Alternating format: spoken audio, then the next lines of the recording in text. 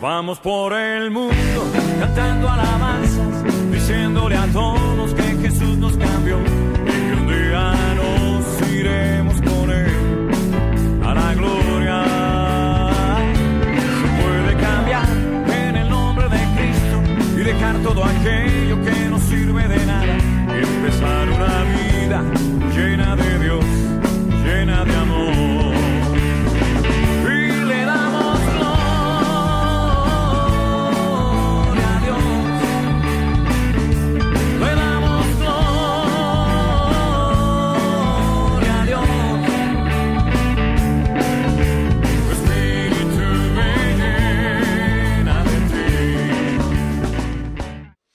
¿Tienen su carpeta en esta mañana? ¿Sí? Muy bien. Vamos a pasar al primer estudio de la mañana. Les recuerdo que a la tarde los grupos tendrán su tiempo de participación y el material que vamos a dar ahora, vamos a ir a las dos porciones que tenían que haber leído los jóvenes, que una estaba en el libro de Éxodo y la otra estaba en el libro de Deuteronomio, ¿sí? Empecemos primero por la del libro del Éxodo, que era Éxodo capítulo 17, Éxodo capítulo 17.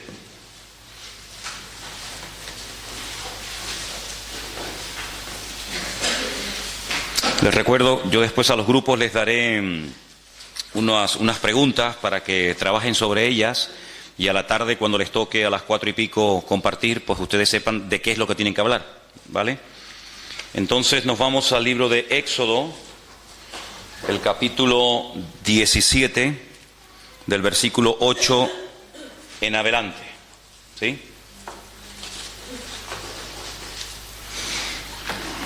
¿Lo tienen? Entonces vino Amalec y peleó contra Israel en Refidim. Y dijo Moisés a Josué: escógenos varones y sal a pelear contra Amalec mañana. Yo estaré sobre la cumbre del collado y la vara de Dios en mi mano. Hizo Josué como le dijo Moisés, peleando contra Amalec, y Moisés y Aarón y Hur subieron a la cumbre del collado. Y sucedió que cuando alzaba Moisés su mano, Israel prevalecía, mas cuando él bajaba su mano, prevalecía Amalec. Y las manos de Moisés se cansaban, por lo que tomaron una piedra y la pusieron debajo de él, y se sentó sobre ella, y Aarón y Hur sostenían sus manos, el uno de un lado y el otro de otro. Así hubo en sus manos firmeza hasta que se puso el sol. Josué deshizo a Amalec y a su pueblo a filo de espada. Y el Señor le dijo a Moisés: escribe esto para memoria en un libro, y di a Josué que raeré del todo la memoria de Amalec de debajo del cielo. Y Moisés edificó un altar y llamó su nombre el Señor Nisi, o Dios Nisi, y dijo: por cuanto la mano de Amalec se levantó contra el trono del Señor, el Señor tendrá guerra contra Amalec de generación en generación. Deuteronomio 25:17 es la segunda porción de la Torá que nos habla acerca de este acontecimiento. Deuteronomio 25, a partir del verso 17, leemos esta parte de la historia. Y dice así: acuérdate de lo que hizo Amalec contigo en el camino cuando salías de Egipto, de cómo te salió al encuentro en el camino y te desbarató la retaguardia de todos los débiles que iban detrás de ti, cuando tú estabas, como dice aquí, cansado y trabajado, y no tuvo ningún temor de Dios. Por tanto, cuando el Señor tu Dios te dé descanso de todos tus enemigos alrededor, en la tierra que el Señor tu Dios te da por heredad para que la poseas, borrarás la memoria de Amalec de debajo del cielo. No lo olvides. Si ustedes echan un vistazo a las primeras hojas del material, hay ahí unas palabras que yo he puesto que tienen que ver con el estudio y con el lema de este congreso: desenmascarando al enemigo. Y vamos a leerlas porque creo que es bueno saber la definición de las palabras que estamos o vamos a utilizar durante estos días. La palabra desenmascarar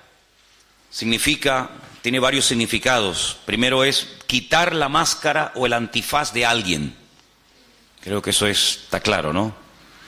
Descubrir la verdadera manera de ser de alguien, dando a conocer los verdaderos propósitos, objetivos o sentimientos que intenta esconder.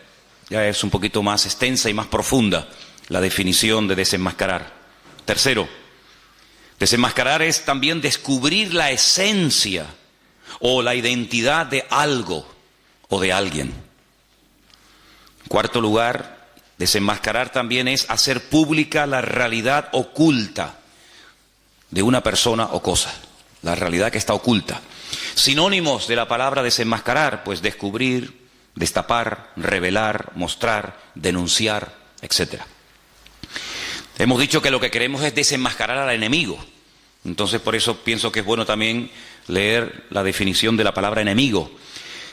Enemigo es alguien que se opone a algo o a alguien o es contrario a ellos. Persona que tiene mala voluntad a otra y le desea o hace mal. Eso se considera un enemigo.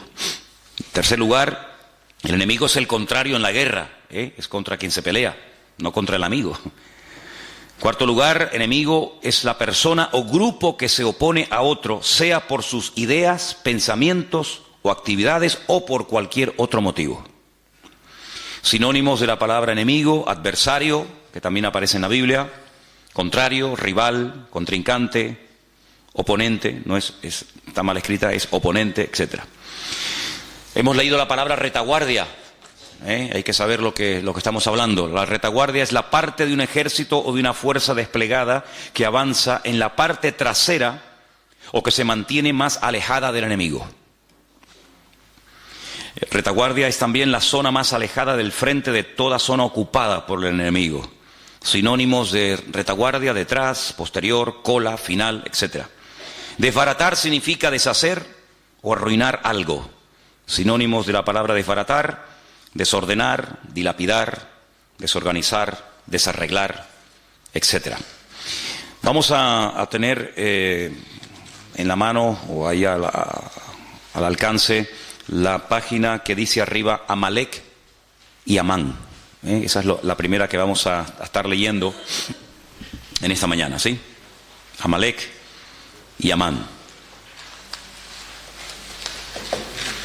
Partimos de la base que Amalek era un pueblo real que existía, que se había arraigado en la tierra de Canaán antes de que el pueblo de Israel viniera de la esclavitud de Egipto. Y Amalek, como vamos a ver en este día, fue el primer pueblo que se atrevió a atacar directamente al pueblo de Israel, pero utilizó una estrategia muy interesante y fue atacarle por la parte de atrás, por la retaguardia. No es el enemigo que se caracteriza por ir de frente, como podían ser otros enemigos de la Biblia, sino que es el enemigo que aprovecha la parte débil, a los cansados, a los enfermos, a los que no pueden ir al mismo ritmo de los demás. Esa es la forma como ataca Amalek, por la espalda, ¿no? Entonces vamos a leer algunas cositas que se dice aquí.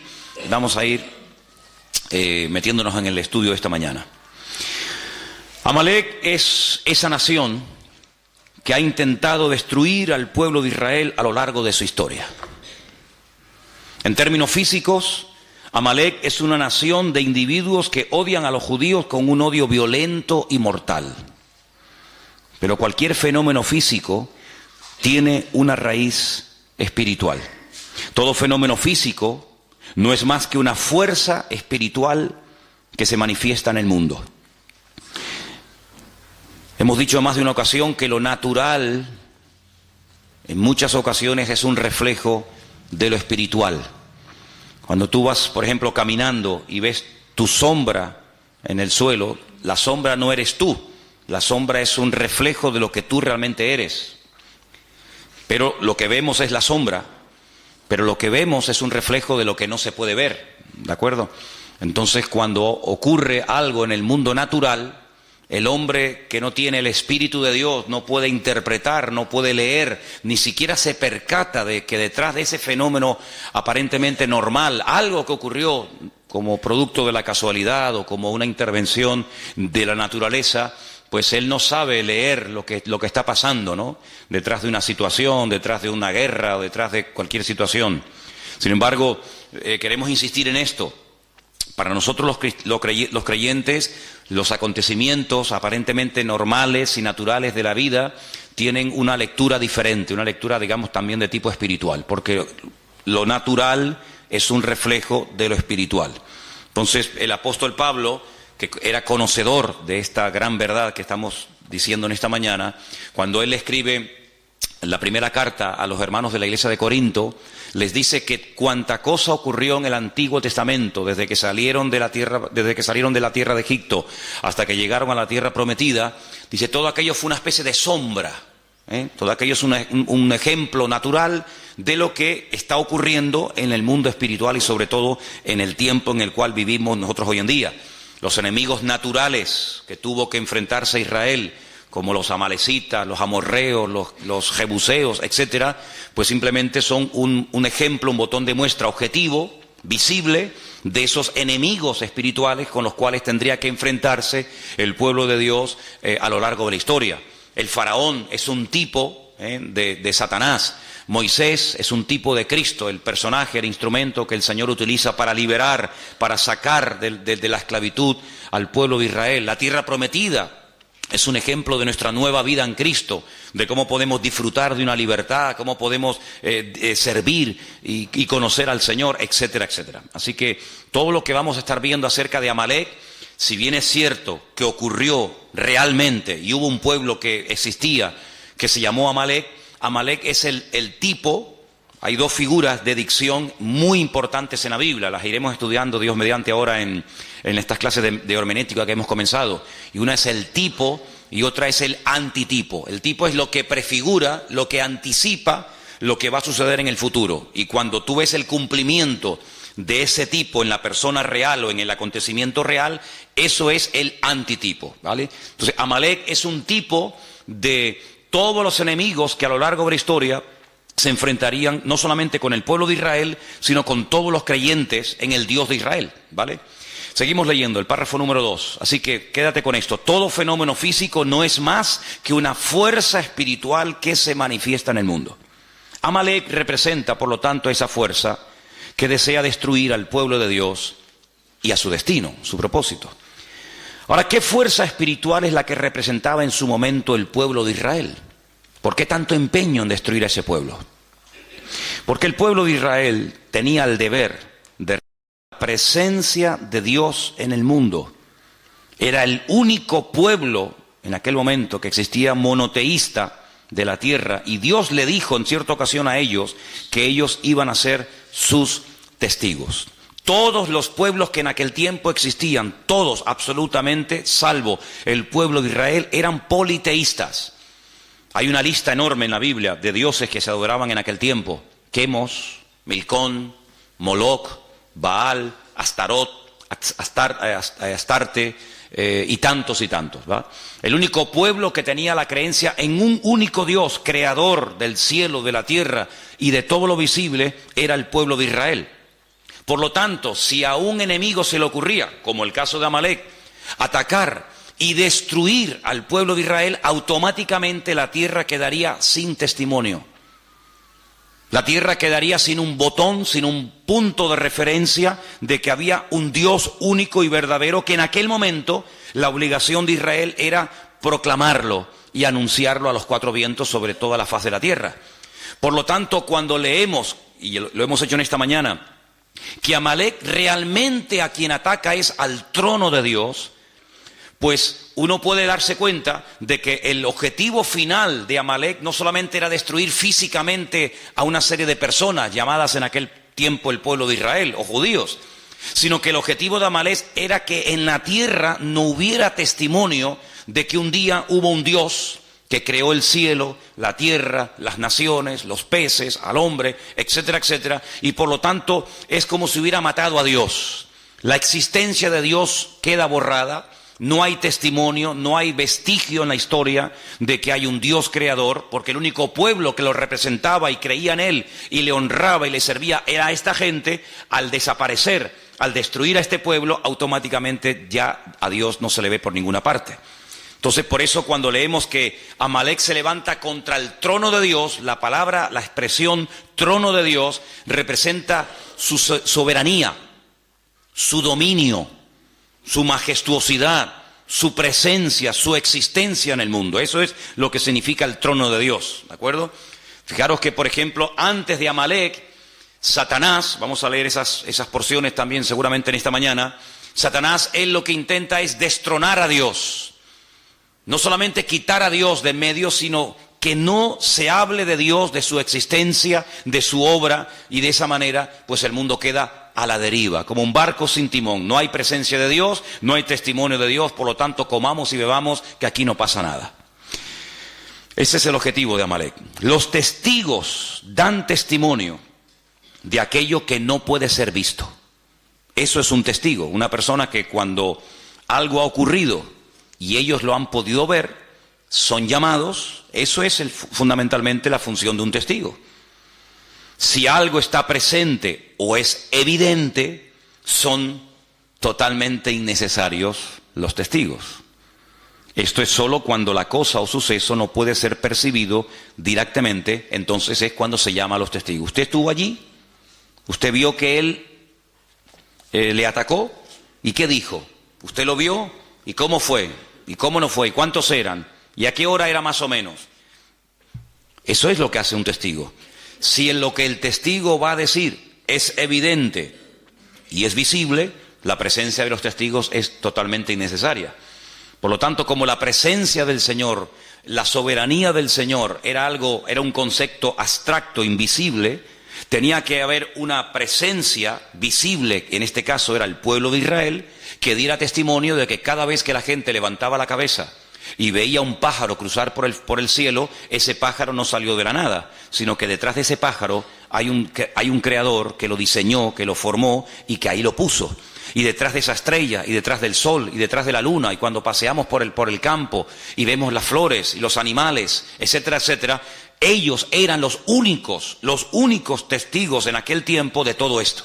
Por lo tanto, Amalek, su objetivo era borrar de la faz de la tierra todo vestigio y presencia de Dios. Por lo tanto, de la misma manera, la presencia de Dios no era percibida directamente en el mundo. Por eso el pueblo de Israel, en aquel momento, era el testigo que tenía la tarea de dar testimonio de que detrás de las bambalinas se hallaba la presencia del Señor.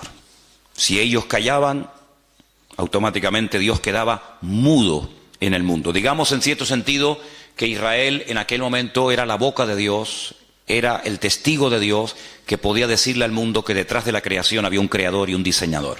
De la misma manera, hoy en día, todos y cada uno de nosotros, no solo con nuestras palabras, sino con nuestras vidas, debemos de dar testimonio de la existencia y de la presencia de Dios en el mundo. Por eso la persecución no solamente ya abarca al pueblo de Israel, sino que abarca a todo aquel que ha creído y que ha confiado y que ha depositado su fe en el Dios del pueblo de Israel, en el Dios único y verdadero. Por eso no solamente Amalek ataca y sigue atacando al pueblo de Israel, sino que también ataca a todo el conjunto del pueblo de Dios, y ahí lógicamente entramos tú y yo. El pueblo de Israel es el único pueblo monoteísta del mundo. Es el único pueblo que va de un extremo a otro, o cree en el Dios único y verdadero, el Dios de Abraham, de Isaac y de Jacob, o no creen en nadie. No hay católicos judíos, no hay personas que se abrazan a cualquier otra creencia o religión, o creen o no creen, o son creyentes en el Dios único y verdadero, o son ateos, son paganos y no les interesa absolutamente nada. Por eso es un pueblo que en Medio Oriente, es el único pueblo en el Medio Oriente, rodeado de más de 200 millones de árabes, de musulmanes, que da testimonio de que el Dios que se adora en ese pequeño país, en ese pequeño territorio, es un Dios diferente. No es Alá, no es Mahoma, no es el Corán, sino es el Dios de siempre, y por eso una guerra constante y permanente contra ese pueblo que está marcando allí una diferencia. Si el pueblo de Israel fueran todos musulmanes, Si el pueblo de Israel, en vez de adorar al Dios de Abraham, de Isaac y de Jacob, adoraran a Alá y creyeran en Mahoma y tuvieran el Corán, automáticamente se acabaría el conflicto. Pero, como no es así, es una piedra en el zapato. Es un pueblo que va en contra de la norma establecida de la zona y por lo tanto el enemigo no quiere que en un territorio donde él ha hecho lo que le ha dado la gana durante generaciones y generaciones haya un pueblo, por así decirlo, que le lleve la contraria. Pero ahora no solamente existe ese pueblo, ahora no solamente hay esa gente allí, sino que ahora hay por toda la faz de la tierra, por los 5 continentes de la tierra, hay diseminado más de 1.000 millones de personas que creen también en el Dios de los judíos o en el Dios que vino a través del pueblo de Israel. Por lo tanto, la guerra es contra todo creyente verdadero en el Dios único y verdadero que es nuestro Dios. Amén. Seguimos. Amalek. Mientras leemos, ustedes pueden ir pensando de quién más o menos podemos estar hablando. Y Amalek está dispuesto a sacrificarse a fin de destruir completamente cualquier evidencia de la presencia de Dios en el mundo. Está dispuesto a hacer cualquier cosa con tal de borrar la existencia y el testimonio de Dios en la tierra. El mayor acto de obediencia pedido por Dios a un hombre fue el acto de sacrificar a un hijo. Ese fue el mayor acto de obediencia que jamás Dios le ha pedido a un hombre. Ya sé que hay otros casos, como por ejemplo el de Saúl, que también lo vamos a analizar, que era un acto de obediencia, de acatar la voluntad, la misión de Dios para su tiempo, pero nada que ver con el hecho de que Dios te pida que mates a tu hijo. Es mucho más fácil matar a un filisteo que matar a tu hijo. Es mucho más fácil construir un barco en medio de la nada, como hizo Noé, que matar a tu hijo. Es mucho más fácil hacerle la guerra a los enemigos y despropiarlos de todos sus tesoros y construir un templo a tu Dios que matar a tu propio hijo. Si el acto de obediencia más grande que jamás un hombre ha tenido que realizar es el caso de cuando Dios le pide a Abraham que sacrifique a su hijo. Por lo tanto, ellos saben perfectamente en esa cultura que el acto de obediencia más grande que un hombre estuvo dispuesto a hacer fue sacrificar a su propio hijo. En cierto sentido, un hijo es una proyección de uno mismo, ¿verdad? Como alguien dijo, ¿qué es un hijo? Es la proyección de tu yo. Tu yo se proyecta en tu hijo y el de tu hijo en su hijo y así sucesivamente. Por lo tanto, en ese contexto religioso y espiritual, Amalek está dispuesto a sacrificarse a sí mismo porque saben que es el mayor acto de obediencia y de sacrificio y de fervor religioso que un ser humano puede expresar a ese Dios. Ese es el espíritu de Amalek. Un espíritu que está dispuesto a ir más allá de lo lógico, de lo normal, del sentido común, ir en contra natura. Amalek le domina este espíritu de estar dispuesto incluso a inmolarse, de hacer lo que haga falta, con tal de que ese Dios en el cual ellos no creen y lo desprecian, sea totalmente aniquilado. Está dispuesto, como hemos dicho, al sacrificio, está dispuesto a sacrificar todo, absolutamente todo, con tal de alcanzar esa meta. Por ejemplo, si ustedes van a la ciudad de Jenin, a la ciudad de Ramallah, a la Franja de Gaza y a otras poblaciones palestinas, las calles, las avenidas, los bulevares, los parques de esas ciudades tienen los nombres de todos aquellos, entre comillas, mártires que han dado su vida por la causa palestina.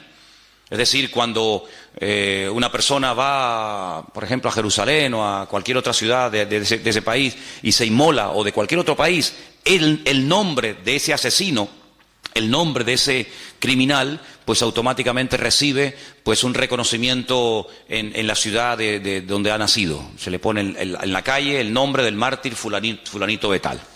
Increíble. Entonces está dispuesto a sacrificar todo lo que tiene con tal de llegar a esa meta. Amalek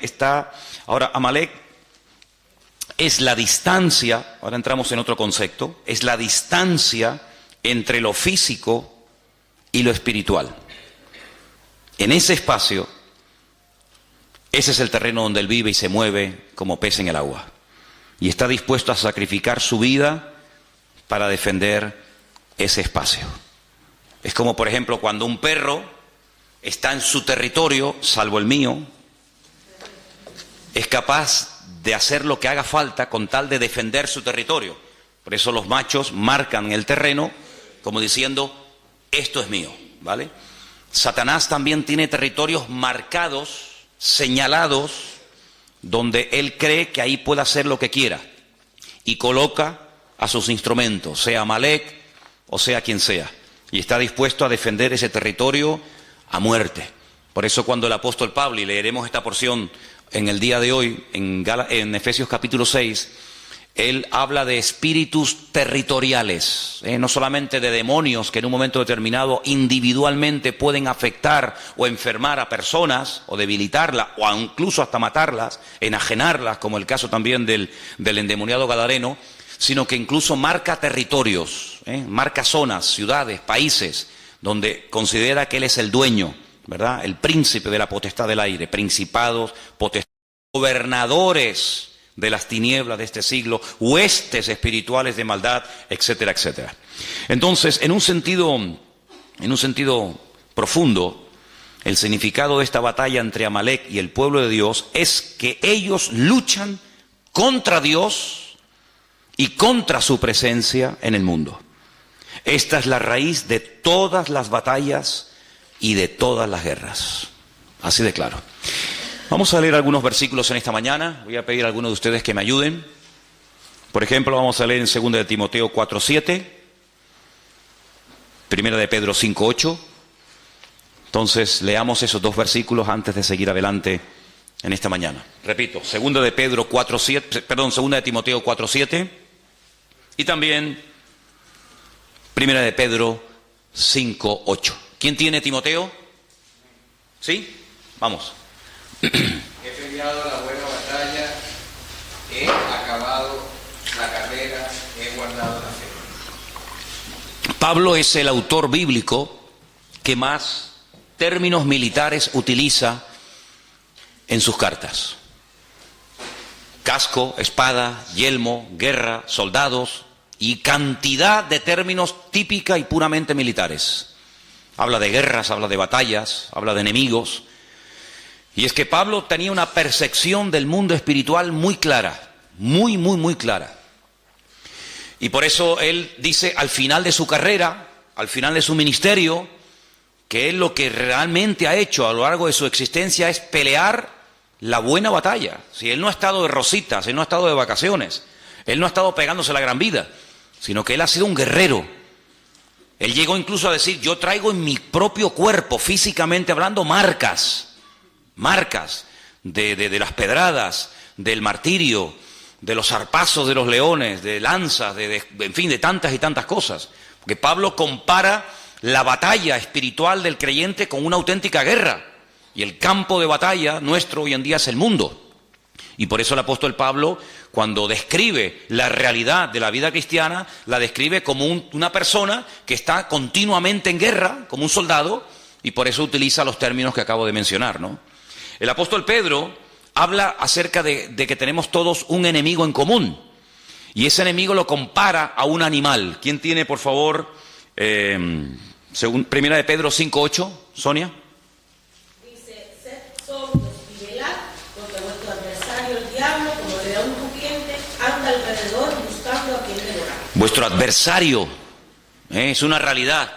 Continuamente está dando vueltas y vueltas y vueltas, tratando de buscar a alguien y devorarlo, matarlo, destruirlo. ¿Sí? No es que le va a hacer una caricia, no es que le va a venir a asustar, sino devorarlo, destruirlo completamente. Así como Amalek quería destruir completamente la presencia de Dios en el mundo, representada en aquel momento por el pueblo de Israel, hoy en día Satanás lo que quiere es que no haya testimonio en tu casa de la presencia de Dios, que no haya testimonio en tu barrio, que no haya testimonio en el mundo de que nosotros estamos hoy en día siendo testigos de Cristo, de su resurrección, de su muerte, de su venida, etcétera, etcétera. Si vamos a Efesios capítulo 6, en Efesios capítulo 6 el apóstol Pablo está preso en Roma.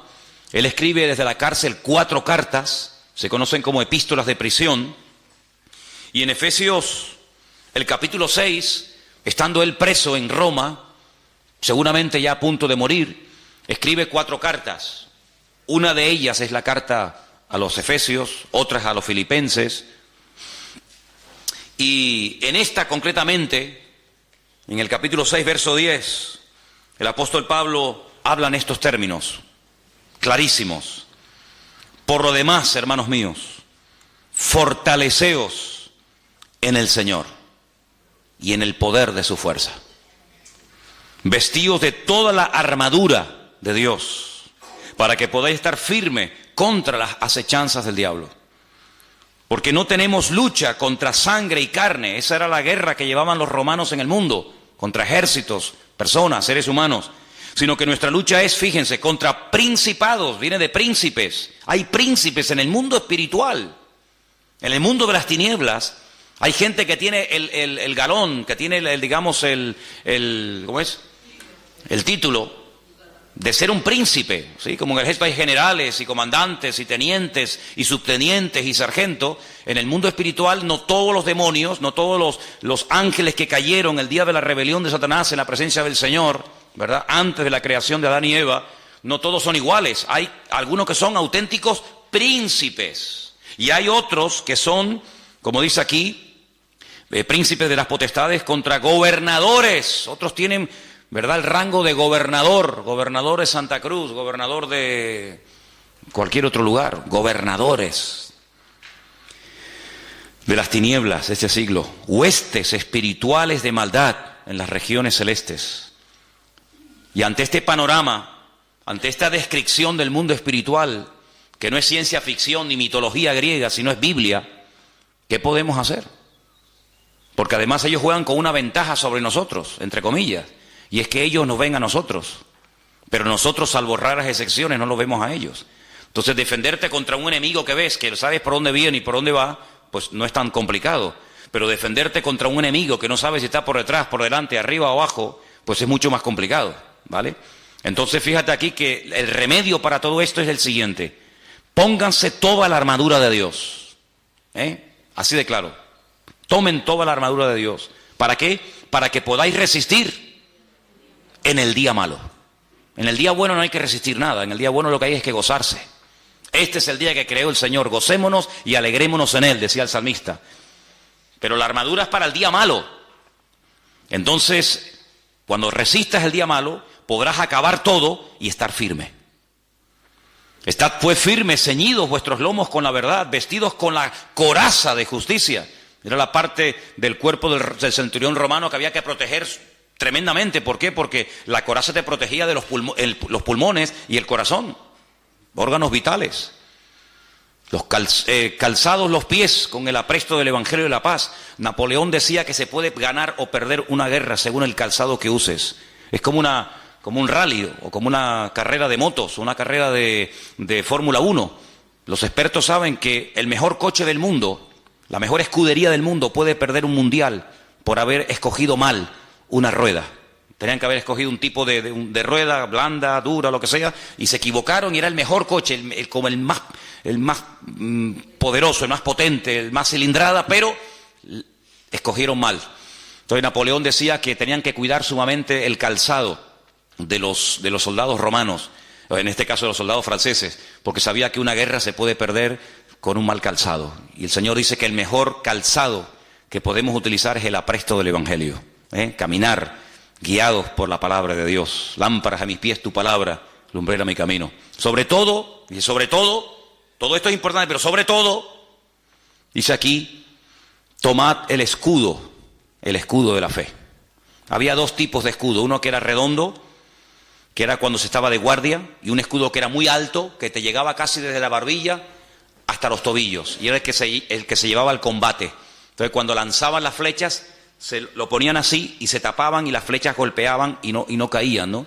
Él está describiendo un escudo redondo, tremendamente poderoso, que cuando veías venir un dardo de fuego, cuando veías venir una lanza o lo que sea, te cubrías y te protegía cualquier parte del cuerpo. Dice, sobre todo toma ese escudo, para que puedas apagar todos los dardos de fuego del maligno. Tomad el yelmo. El yelmo era como una especie del casco, lo que te protegía la cabeza, los pensamientos, el cerebro, de la salvación, la espada del Espíritu, que es la palabra de Dios. Y algunos dicen, bueno, ya se acaba la armadura. No, hay un elemento abstracto, pero que forma parte vital de la armadura. Lo que le da consistencia a la armadura es el verso 18.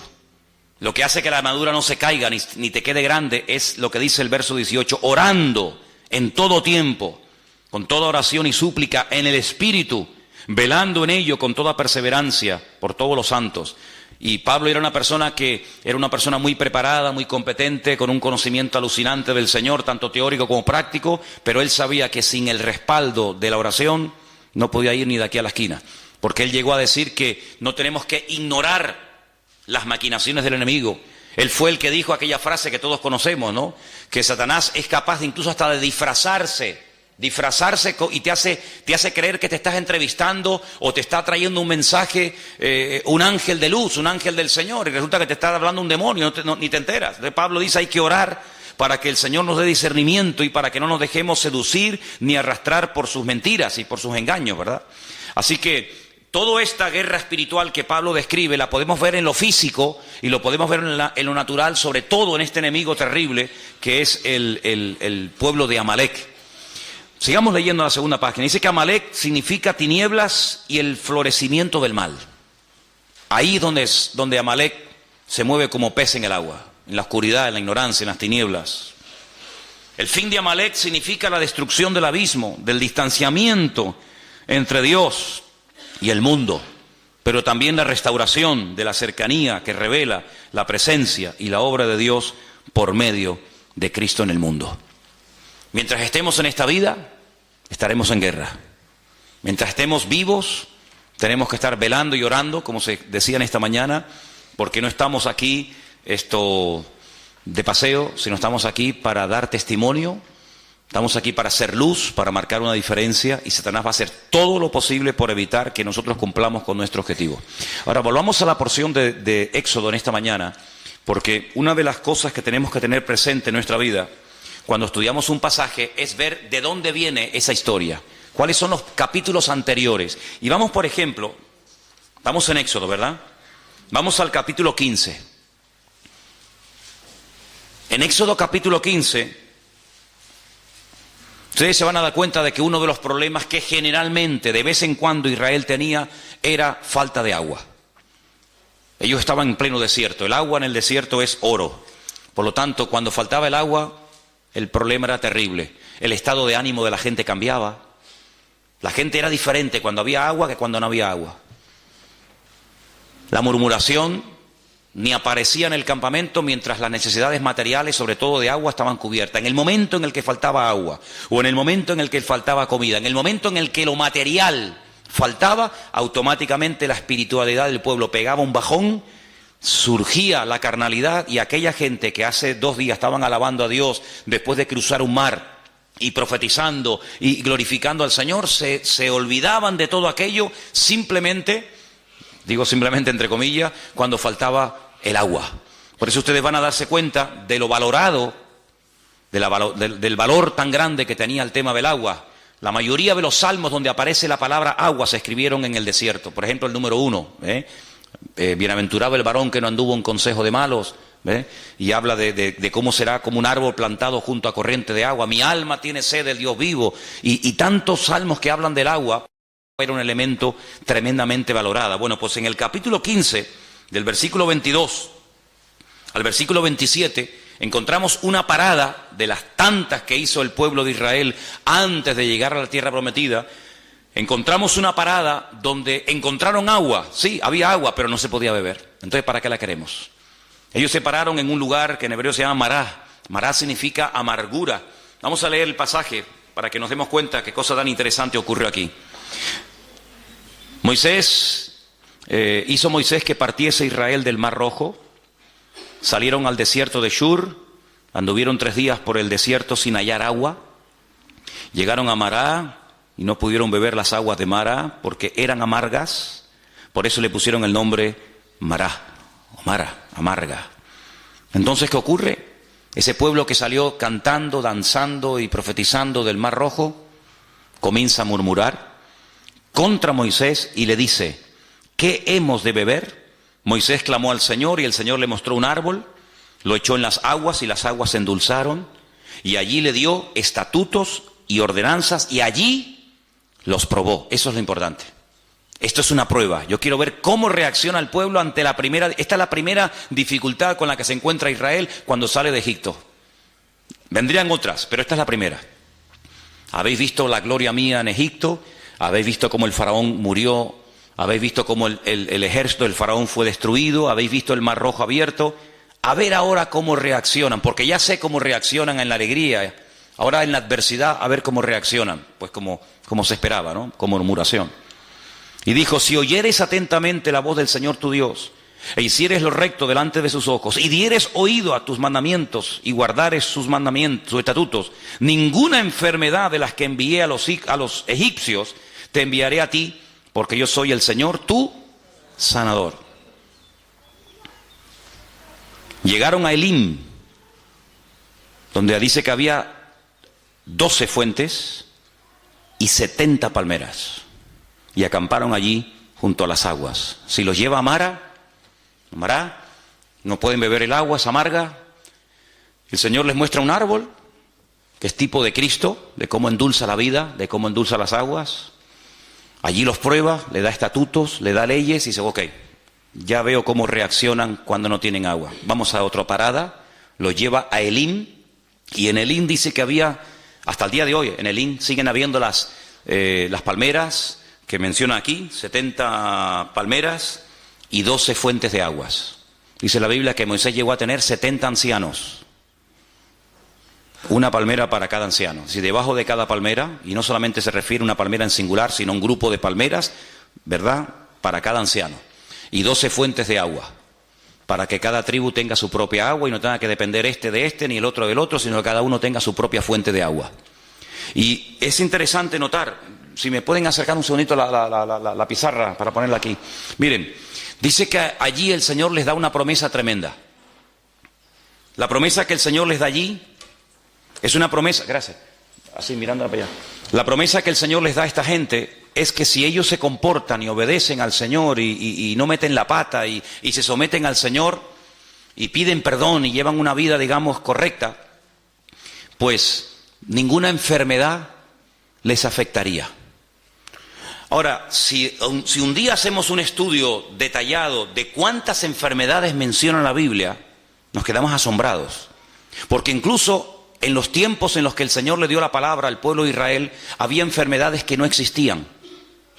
Pero ellos podían activar una serie de enfermedades que no existían. Les dijo, si ustedes me obedecen, si ustedes se someten a mi palabra, si ustedes viven en sometimiento a mi palabra, a mis estatutos y a mis leyes, ninguna enfermedad de las que mandé a los egipcios se la mandaría a ustedes. Pero si ustedes no me obedecen, y comienza a mencionar enfermedades que hasta ese momento ni existían en el mundo. Luego, el tema del perdón, el tema de vivir cerca del Señor es muy interesante. Por ejemplo, tú tienes buena letra, ¿no, Daniel? Pon ahí, pon la palabra Mejilá. Apunten ahí si quieren esto. La palabra Mejilá, con J. La palabra Mejilá significa perdón, en hebreo, perdón. Eso es. Y una palabra que él va a poner abajo, que es la palabra Majalé, significa enfermedad. Mejilá, perdón. Majalé,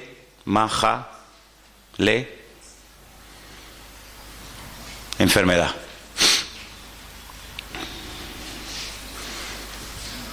Ahora, estas dos palabras que ustedes tienen ahí, Mejilá y Majalé, en hebreo se escriben sin vocales. Se escribiría una M, una J y una L, porque no hay vocales en hebreo. Es decir, que la misma palabra se puede leer como Mejilá o se puede leer como Majalé. ¿Qué nos está diciendo el Señor? ¿Qué le estaba diciendo al Señor a su pueblo en Mará?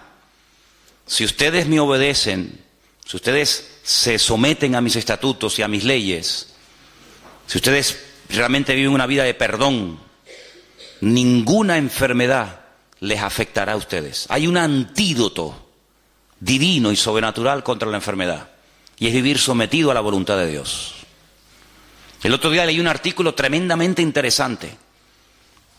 ¿De qué muere la gente en Israel? Se llamaba así el artículo. ¿De qué mueren los judíos? Claro, por supuesto, lógicamente hay también enfermedades como en cualquier parte del mundo. Pero más del 88% de la gente en Israel, ¿sabéis de qué muere? De viejos. Como dijo el médico cuando murió mi abuelo, se le acabó la pila. Se le acabó la pila. Tenía una pila alcalina alucinante, ¿no? Se le acabó la pila. Es decir, que hay enfermedades que están relacionadas muy directamente con la actitud espiritual con la que tú vives. De hecho, en el libro de Proverbios, no es el tema, ¿no? Pero en el libro de Proverbios hay enfermedades que tienen que ver, por ejemplo, con los huesos, que tienen que ver mucho con el perdón. La persona rencorosa, la persona que odia, la persona que no quiere perdonar, la persona que tiene esa herida contra el padre, contra la madre, contra el abuelo, contra el marido, contra lo que sea, dice que termina secándose los huesos. ¿Qué es secarse los huesos? Que los huesos pierden su función, que terminas oxidándote, porque la enfermedad está directamente relacionada, no en todos los casos, pero en muchos casos la enfermedad está directamente relacionada con el perdón y el perdón con la enfermedad. Donde hay perdón, hay una salud emocional que afecta positivamente tu salud física, y por el contrario exactamente igual. Entonces allí el Señor les dijo al pueblo, mira, ninguna enfermedad les afectará, pero allí el Señor se declara, se da a conocer como Yahweh Rafá, dice aquí como Jehová tu sanador. Pero si no me va a afectar ninguna enfermedad, ¿para qué quiero tener un sanador? Porque si no voy a estar nunca enfermo, ¿para qué quiero tener un Dios que me sana? Porque yo sé que ustedes no me van a obedecer. Y como sé que no me van a obedecer, te digo de antemano que cuando te enfermes, cuenta conmigo que yo te sano. ¿Qué te parece? Podía haber dicho, ninguna enfermedad de las de Egipto les va a afectar a ustedes. Punto, ahí se acaba el pasaje. Pero añade, porque yo soy el Señor tu sanador. Pero si no estoy enfermo, ¿para qué quiero que me sanes? Es que yo sé que tú te vas a caer en enfermedad, porque vas a hacer todo lo contrario a lo que yo te estoy enseñando en este lugar. Nuestra vida delante del Señor tiene un valor incalculable. El Señor dio su vida por todos y por cada uno de nosotros. El Señor está muy en serio, se ha tomado muy en serio, sinceramente, nuestras vidas. De hecho, hasta el día de hoy yo creo que no tenemos ninguna queja, no hay ninguna objeción, no hay nada que podamos decir, mira, el Señor me ha fallado en esto y en esto. El Señor no nos ha fallado absolutamente en nada, ¿no? Pero si hay algo en tu vida que no está bien, algún pecado oculto, alguna actitud que no es bíblica, que no es correcta delante de Dios, y termina este retiro, y mañana domingo no, porque hay culto, pero el lunes de la semana que viene, vuelves otra vez a los mismos hábitos, a la misma historia, pues es como si hubieras perdido tiempo. Yo creo que hemos hecho un alto en el camino, mientras el mundo está ahí con sus desmadres y con sus historias y con sus rollos. Nosotros hemos decidido un poco separarnos, aislarnos, venirnos a este lugar y no solamente escuchar palabras, no solamente tomar apuntes y cantar y estar un rato entretenidos, sino que la idea un poco ha sido y es el aislarnos de todo ese ambiente y plantearnos delante del Señor. Le voy a dar importancia a lo que el Señor le da importancia en mi vida. Hemos hablado mucho acerca de Amalek, de cómo ataca, de cómo se mueve, de cómo podemos en un momento determinado abrir una brecha, de abrir una puerta para que el enemigo tome el lugar. Y todo eso, hermanos, todo eso tiene que producir un efecto en nuestra vida, ¿no? El otro día leí una historia o una anécdota que decía que si tenemos, por ejemplo, un pedazo de barro, de plastilina o de algo en lo cual se puede hacer una marca y cogemos un anillo y hacemos una marca, efectivamente el anillo deja una marca en esa plastilina o en esa arcilla, pero no lo cambia, no lo transforma, no deja la esencia del anillo en ese material.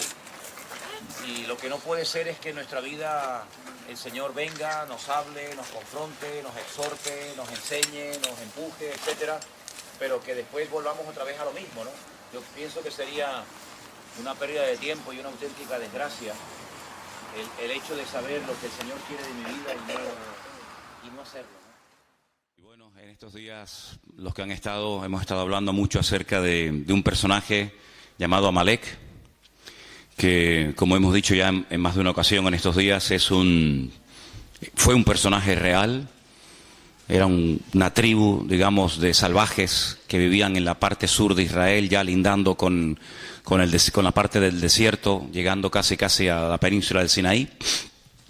Y fue el primer enemigo, el primer pueblo que sin previo aviso y sin ser atacado previamente, él ataca al pueblo de Israel, que viene de una esclavitud de muchos siglos, casi 4 siglos, y desarrolla una estrategia diferente, porque generalmente los ejércitos en aquella época luchaban cuerpo a cuerpo, se veían las caras. Sin embargo, Amalek tiene la osadía, dice que no tuvo temor de Dios. Es una expresión típica de cuando tratamos el tema de Amalek. Dice que no tuvo temor de Dios. Ellos sabían quién era esa gente, ellos sabían de dónde habían venido, ellos habían oído los milagros impresionantes, únicos e irrepetibles que Dios había hecho por ese pueblo. Y dice que al no tener ningún temor de Dios, no tener en consideración lo que Dios había hecho por ellos, ya te digo, sin previo aviso hacen así y les atacamos, ¿no? Pero son tan cobardes en su ataque que dice que no van de frente, sino que le atacan por la retaguardia. Es decir, le atacan por la parte de atrás y desbaratan la retaguardia, y dice que en la parte de atrás, dice la Escritura, que iban los cansados, los débiles, las personas que no podían ir al ritmo de los que iban en cabeza. Y entonces, cuando se dieron cuenta, Amalek se había introducido dentro del pueblo y decían, pero ¿dónde está el enemigo? Si no lo vemos, ¿no? Está detrás, ahí está matando a mujeres y a niños y a los pobrecitos que no tienen fuerza, ¿no? Y dijimos que Amalek en cierto sentido, pues representa un tipo de estrategia diabólica, un tipo de estrategia satánica que consiste en muchas cosas, ¿no? Hemos visto que en el libro del Génesis, aunque uno diga, no me digas, bueno, pues en el libro del Génesis, sabiendo buscar entre las páginas en su texto original, vemos que aparece uno de los nombres de los personajes que también se ha hablado en estos días aquí, y es el de Amán, el famoso Amán, el terrible Amán, el que aparece en el libro de Esther, ¿verdad? Aquel que odiaba a Mardoqueo, a Mordejai, y preparó una horca para matar, según él, a su peor enemigo, y resulta que él no sabía que estaba preparando su propia horca, ¿no? Las vueltas que da la vida. Y hemos visto cómo Amalek, ya digo, era un enemigo físico real, una tribu de salvajes que vivían en esa parte del desierto, pero también en cierto sentido representa la duda, representa la impureza, representa el enfriamiento, representa el alejamiento de parte del Señor. Y todas estas palabras las hemos visto y las hemos explicado, e incluso algunas las hemos hasta escrito para que ustedes vieran, ¿no?, en lo que consiste. Es un espectro muy amplio, ¿no? Amalek no es solamente un enemigo que ataca de una manera y nada más, sino que Amalek es tal vez uno de los enemigos espirituales más amplios, y presenta un panorama de diferentes ataques y diferentes líneas en las cuales viene. Pero hay algo muy importante que yo quisiera que en esta mañana volviéramos a repasar, y está en Éxodo capítulo 17. La Biblia dice que el ataque vino en un lugar llamado Refidín. Creo que no lo dije. Si lo dije, lo vuelvo a repetir. La palabra Refidín significa lugar de descanso. Lugar de descanso. Ellos habían estado previamente en un lugar llamado Mará, donde dice que cuando llegaron no pudieron probar las aguas porque eran aguas amargas. Hasta el día de hoy, en esa parte del desierto, esas aguas existen, pero no se pueden beber. Son muy amargas, son de color rojo, como si estuvieran oxidadas, para que nos entendamos. Y esas aguas están ahí como testimonio de que no se pueden beber. Son aguas amargas, aguas no potables, y el pueblo allí se quejó, el pueblo allí murmuró contra el Señor, pero el Señor les mostró, dice que un arbusto, un árbol, que es tipo de Cristo, que el que viene a endulzar nuestra vida, y entonces aquellas aguas que no se podían beber, al final sí se pudieron beber, y allí dice que el Señor los probó, y allí le dio leyes y le dio estatutos y les dijo algo tremendo, lo vimos en estos días. Si ustedes obedecen mi palabra y obedecen a mis estatutos y a mis principios y a mis decretos, etcétera, etcétera, ninguna enfermedad, ninguna plaga, ninguna cosa negativa de las que mandé a los egipcios, ustedes las experimentarán. Es decir, ustedes estarán como vacunados en contra de todas esas enfermedades. Pero al final añade el Señor, yo, vuestro sanador. Como dando a entender el Señor de que iba a haber momentos en la historia en los que ellos iban a desobedecer al Señor y necesitarían sanidad, ¿no? Bueno, pues cuando caigan y necesiten ser sanados, aquí estoy yo, ¿verdad? Entonces vimos que de ahí fueron a un lugar, a un oasis precioso, 70 palmeras, 12 fuentes de agua llamado Elim. Y allí estaban a gusto, allí no les faltaba de nada, ahí tenían sombra, tenían agua, ahí estaban muy cómodos, pero sin embargo el Señor dice, bueno, el tiempo de estancia aquí se ha terminado. Quiero que sepan que el Señor podía haber llevado en línea recta, que es la forma más rápida de llegar a un sitio, ¿no? En línea recta. Sin embargo, vemos que desde que ellos salen de Egipto hasta que llegan a la tierra prometida, a Canaán, no van en línea recta, sino que incluso el Señor los tiene 40 largos años, toda una generación, dando vueltas y vueltas en el desierto a causa de su pecado, a causa de su desobediencia. Vemos que la voluntad de Dios era que hacía 40 años entraran, pero no entraron, porque hay un momento que no lo hemos dicho en estos días, pero creo que es clave y es muy importante, en el que el pueblo le dice a Moisés, ¿por qué no mandas espías? ¿Por qué no mandas a personas para que reconozcan la tierra y nos digan cómo es? ¿Qué más da cómo es? Si esa es la tierra que el Señor quiere que conquistemos, ¿qué más da? Si es grande, si es pequeña, si tiene montañas, si no tiene montañas, ¿qué más da? Esa es la tierra que es nuestra y punto, ¿no? Pero ellos mandaron, según la versión que tenemos generalmente todos nosotros, espías. La palabra realmente es la palabra regalim, que significa exploradores. Hay una gran diferencia, ya lo dijimos en su momento, hay una gran diferencia entre un espía y un explorador. El espía entra camufladamente, no quiere que nadie lo vea, quiere pasar desapercibido, va a espiar, va a observar cuáles son los puntos débiles del enemigo y luego informar a sus tropas para saber cómo atacar. El explorador va a cara descubierta, el explorador no importa que lo observen, el explorador va como una especie de turista, ¿verdad? Y así fueron, dice la Biblia, que estos exploradores, porque es la palabra que emplea el texto original, exploradores, exploraron la tierra, estuvieron 40 días, estuvieron por todo el país, desde el norte hasta el sur, este a oeste, y entonces cuando ellos regresan, el pueblo está expectante, diciendo, bueno, a ver, ¿cómo es? ¿Cómo es esa tierra? ¿Cómo es el país? Y ellos dicen, bueno, la tierra es buena, la tierra es hermosa, pero es imposible de conquistar. ¿Cómo que? Sí, es imposible, porque resulta que las ciudades están amuralladas y tienen murallas tan enormes que llegan hasta el cielo, cual es falso, y la tierra traga a sus moradores, y la gente son gigantes, y nosotros los veíamos a ellos y nos comparábamos con ellos y parecíamos nosotros como langostas, y dan un informe tan pésimo, un informe tan negativo que dice que toda la santa noche el pueblo de Israel en sus tiendas estuvo llora que te llora, e incluso pensaron en matar a pedradas a Moisés y decir volvamos a Egipto porque esto es un disparate, esto es una locura, hemos venido aquí para nada, y al final, bueno, el Señor dice en la Biblia que esa noche se apesadumbró, y esa noche fue cuando Dios hizo un decreto que hasta el día de hoy está en vigor, un decreto terrible. Ese día, según el calendario bíblico, era el 9 de Av, el 9 del mes Av, Y ese día fue un día que no van a olvidar en su vida el pueblo de Israel, porque todas las peores desgracias de la historia de ese pueblo, todas han ocurrido siempre el 9 de Av. El día que los reyes católicos en España firmaron el decreto de expulsión de los judíos, curiosamente, ¿no? Aunque vemos en el libro de Esther que no hay casualidades, fue el día 9 de Av. Cuando se firmó la solución final de la Segunda Guerra Mundial fue el 9 de Av. Cuando se destruyó el primer templo de Jerusalén antes de Cristo fue el 9 de Av. Cuando se destruyó el segundo templo 70 años después de Cristo fue el 9 de Av. Y podríamos dar una lista de 100 y pico acontecimientos terribles para que ellos recordaran toda su vida que llorasteis sin motivo. Yo les voy a dar ahora motivos para que lloren ahora por desgracias que ustedes mismos han provocado, ¿no? Y ese día Dios decretó que no iban a entrar. Ese día el Señor dijo, vais a estar un año por día. Si 40 días visteis la tierra, desechasteis la tierra, os habéis quejado, no os gusta lo que yo tengo preparado para vosotros, muy bien, pues venga al desierto a dar vueltas. En vez de 40 días, 40 años. Y todos aquellos de 20 años para arriba que salieron de Egipto, que vieron la gloria del Señor, que vieron milagros tremendos, dice que ninguno de ellos iba a entrar salvo dos, Josué y Caleb, que también fueron dentro de ese grupo de los 12 exploradores, pero ellos no se quejaron.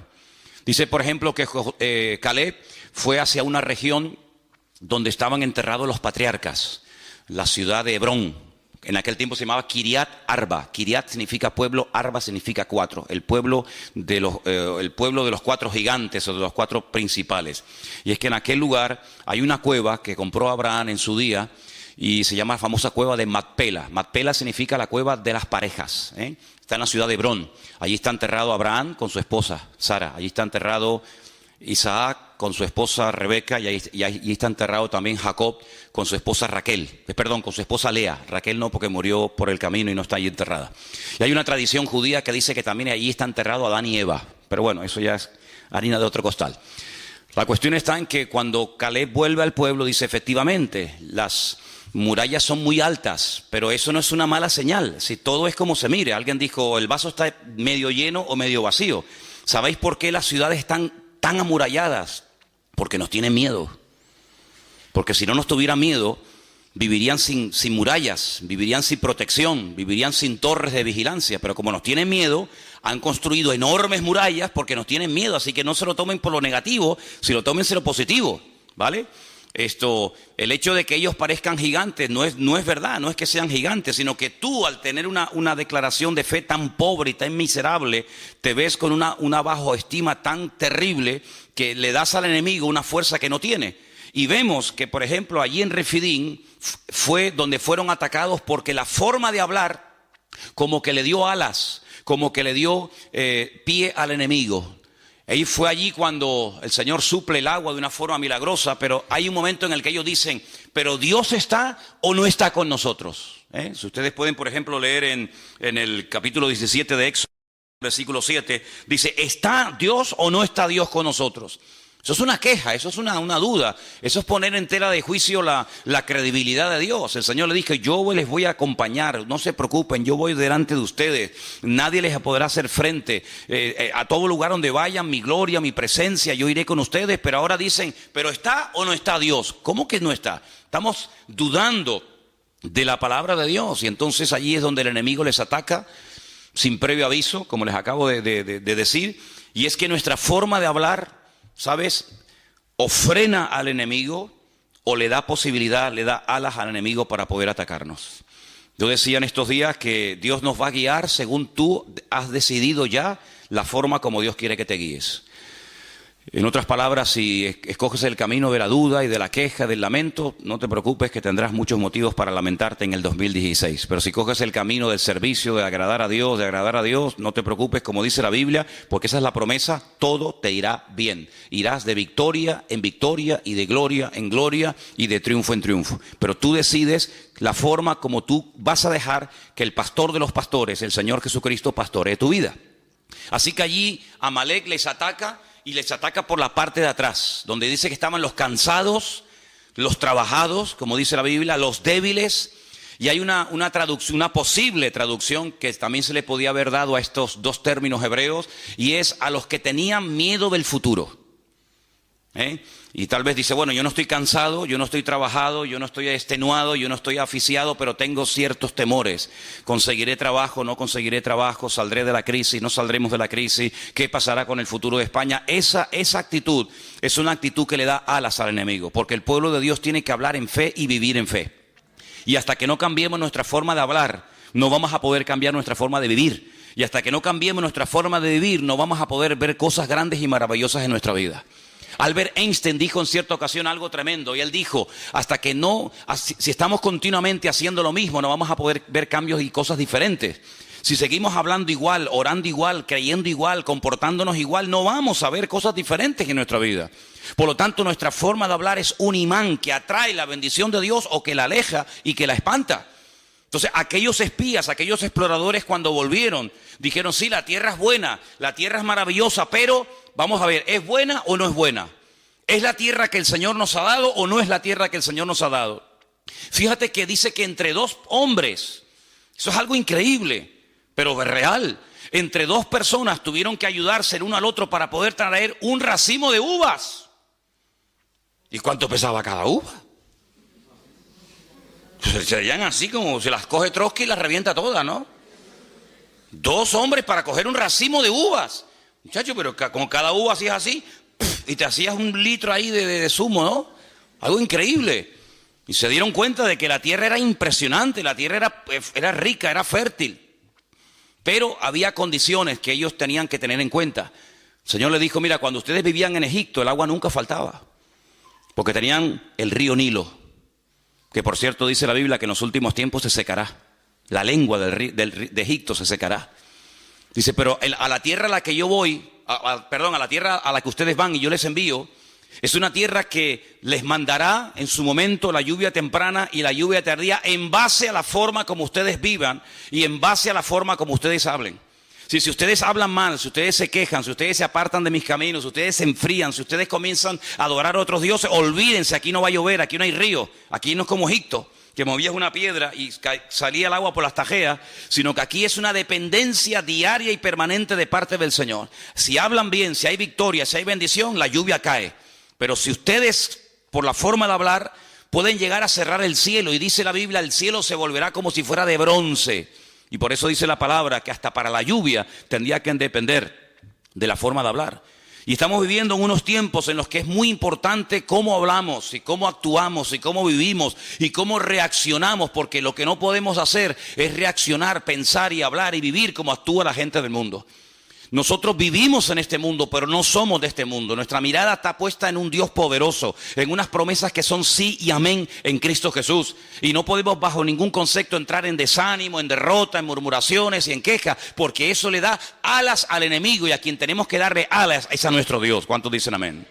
Así que en esta historia hay un momento en el que vemos que este conflicto es diferente. Este conflicto no es una guerra simplemente de 1000 contra 5000 o hombres contra hombres, sino que aquí hay un factor espiritual muy importante. Y vamos a leerlo en Éxodo capítulo 17 otra vez, por favor, a partir del versículo 8. Éxodo capítulo 17, hay un momento en el que Moisés dice, mira, yo voy a subir al monte a orar, y tú tienes que salir a pelear contra este enemigo en lo natural, y yo pelearé contra las fuerzas que lo ungen y que lo respaldan y lo apoyan en lo espiritual. Y dice la palabra que suba a lo alto de un monte. Vamos a leerlo. Entonces vino Amalek y peleó contra Israel en Refidim, versículo 8. Y dijo Moisés a Josué, escógenos varones y sal a pelear contra Amalek mañana, porque yo estaré sobre la cumbre del collado y la vara de Dios en mi mano. Hizo Josué como le dijo Moisés, peleando contra Amalek, y Moisés y Aarón y Hur subieron a la cumbre del collado. Y sucedía que cuando alzaba Moisés su mano, Israel prevalecía. Mas cuando él bajaba su mano, prevalecía Amalek. Las manos de Moisés, lógicamente, se cansaron, por lo que tomaron una piedra, la pusieron debajo de él se sentó sobre ella, y Aarón y Hur sostenían sus manos, el uno a un lado y el otro a otro. Y así hubo en sus manos, dice aquí, firmeza. El texto original dice, hubo emuná, hubo fe. Hasta que se puso el sol. Dije el otro día que gracias a estos dos hombres, Aarón, que es muy conocido porque es el hermano carnal de Moisés, y gracias a Hur, Moisés tuvo firmeza, Moisés tuvo la capacidad, la constancia de poder tener sus manos levantadas por encima de su cabeza y ver una aplastante victoria sobre el enemigo. Pero ¿quién era este Hur? No lo dijimos, pero vamos a decirlo ahora. Hay varios versículos que quería compartir con ustedes. Seguimos en Éxodo, capítulo 24, verso 14. Éxodo 24, 14. No sé si hay algún hermano que por ahí tenga su Biblia a mano y lo quiera leer. Y también que otra persona tenga preparado el 31, versículo 2. Repito, Éxodo 24, 14. Y otra persona, Éxodo 31, 2. ¿Quién tiene el Éxodo 24?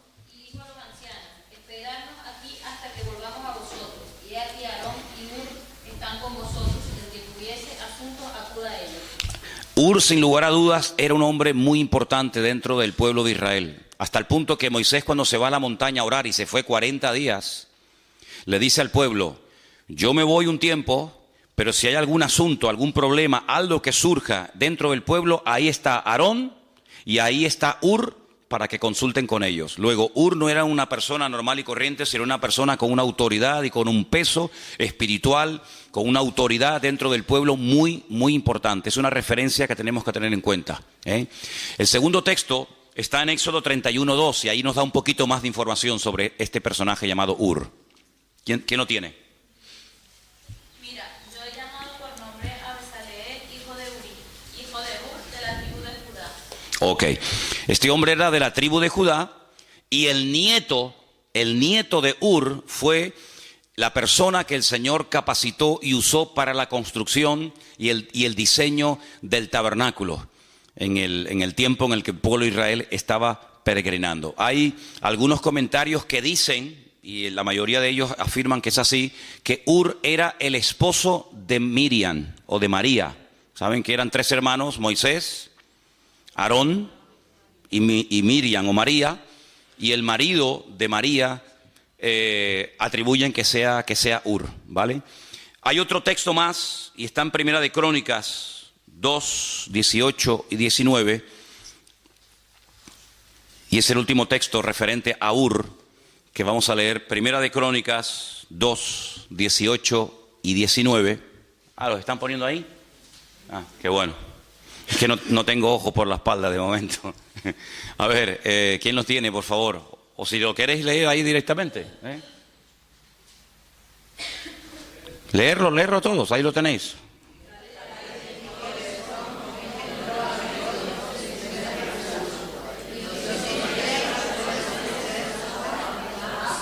Pasa al siguiente.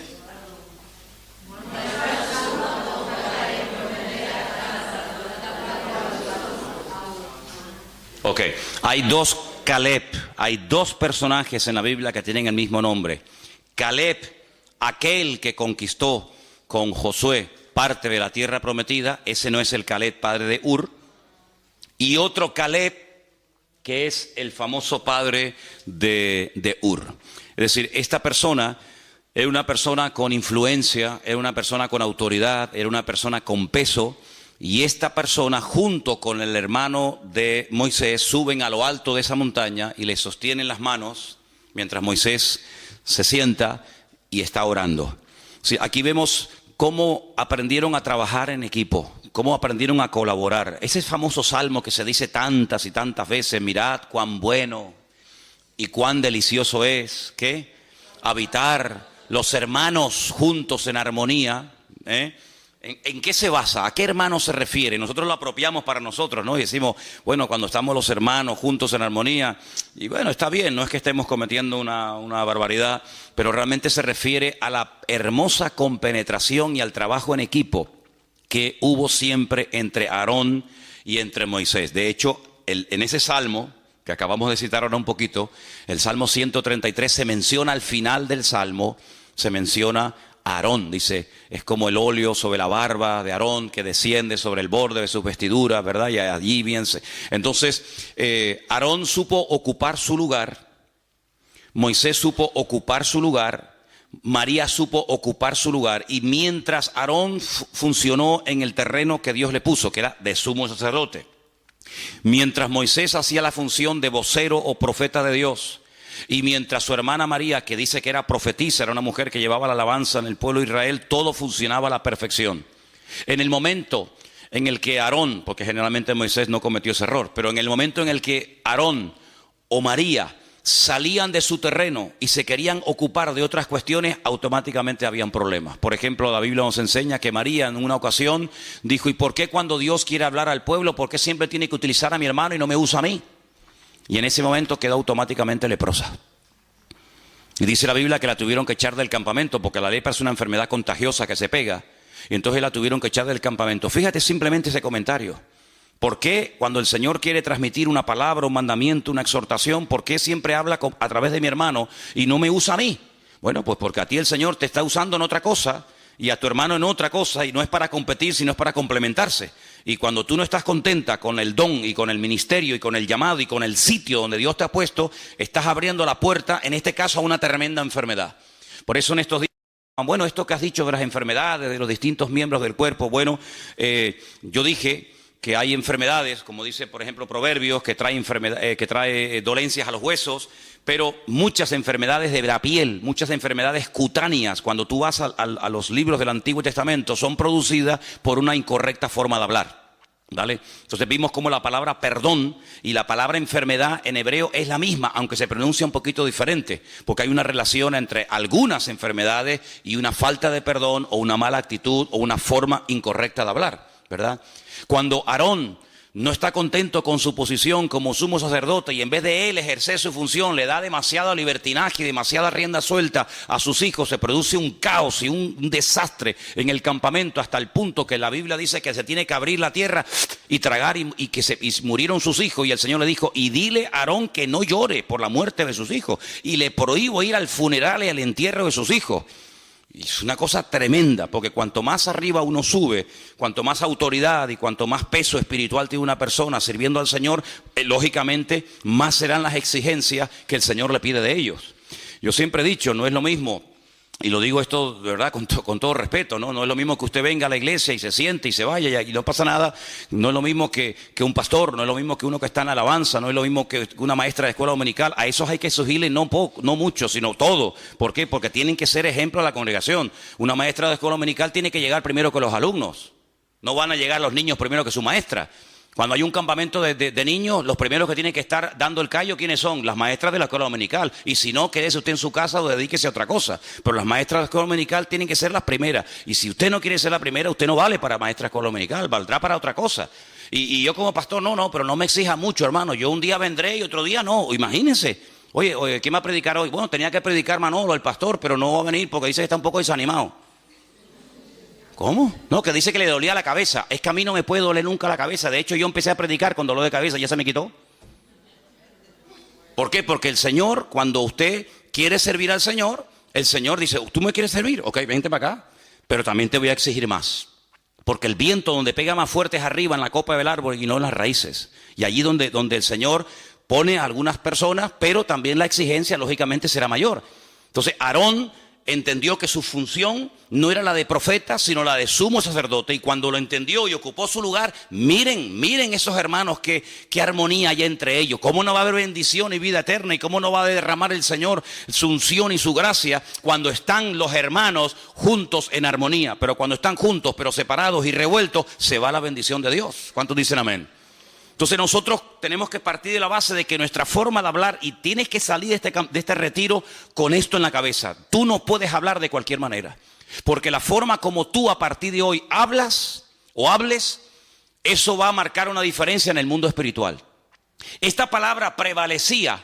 Cuando Moisés levantaba la mano, el pueblo de Israel prevalecía, y cuando las bajaba, prevalecía Amalek sobre Israel. Es muy interesante, porque en el último libro de la Biblia, que estamos estudiando en Santa Cruz últimamente otra vez, aparece la palabra prevalecer. Y fíjate qué interesante.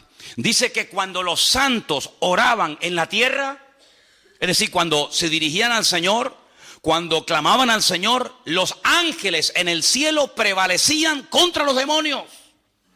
Es decir, cuando la iglesia toma su posición de autoridad, cuando la iglesia emplea el poder de la lengua, pero no para dañarse, no para cuestionar, no para criticar o para murmurar o lamentarse, sino que emplea el poder, el instrumento de la voz, de las palabras, para dirigirlas al Señor, eso como que le da fuerza a los ángeles y le da fuerza en el mundo espiritual para que el enemigo lo podamos tener a raya. Por eso, hermano, tenemos que salir de aquí con la idea bien clara de que la forma como usted va a hablar a partir de hoy vas a ser un imán que va a atraer la bendición a tu casa, o la va a espantar y la va a alejar. Por eso cuando en casa comencemos a hablar o a opinar o a no sé qué, o como a comentar negativamente, cortemos inmediatamente ese comentario. ¿Por qué? Porque la forma como nosotros hablamos es lo que va a marcar la diferencia en el mundo espiritual. Porque todo esto tiene un precedente, y el precedente está en el libro de Génesis capítulo 1, cuando dice la Biblia que Dios hablaba y las cosas cambiaban. Claro, el poder de Dios en su palabra es lógicamente superior a nuestro. La palabra de Dios se cristaliza, se materializa, ¿verdad? Dijo Dios: sea la luz, y se hacía la luz. En nuestro caso no es así. Pero lo natural, ya lo he dicho 1.000.000 de veces, es un reflejo de lo espiritual. Si Dios hablaba y cambiaban cosas, quiere decir que nosotros como producto, como creación del Creador, cuando nosotros hablemos, también las cosas pueden cambiar para bien o para mal. ¿Cuántas personas están tiradas por el suelo, no tienen ninguna autoestima, no confían en nada ni en nadie? ¿Por qué? Porque desde pequeños han sido bombardeados con palabras como: tú no sirves para nada, tú no vas a levantar cabeza, tú eres un burro, tú eres un cero a la izquierda, tú no sé qué, tú eres como tu padre, un vago. Y ¿cuántas veces pasa eso en la vida? Pero cuando el Señor nos llama Él nos dice, ustedes son real sacerdocio, nación santa, pueblo adquirido por Dios, para que anuncien las virtudes mías, que yo les llamé de las tinieblas a su luz admirable. Y ustedes son más que vencedores, y yo estoy con ustedes, y nadie les podrá hacer frente en todos los días de vuestra vida. Y diga al débil, fuerte soy, hermano. Y entonces Dios nos levanta la autoestima, no el orgullo, sino la autoestima. Y comenzamos a hablar como Cristo hablaba. ¿Cuántos dicen amén? Y Él no permitía ni siquiera a sus más íntimos colaboradores o discípulos, Él no permitía que hablaran palabras incorrectas. Cuando aquel discípulo le dice, Señor, no vayas a la cruz, ¿para qué? Si a lo largo de la historia no te van a aceptar esta gente, ¿para qué vas a la cruz?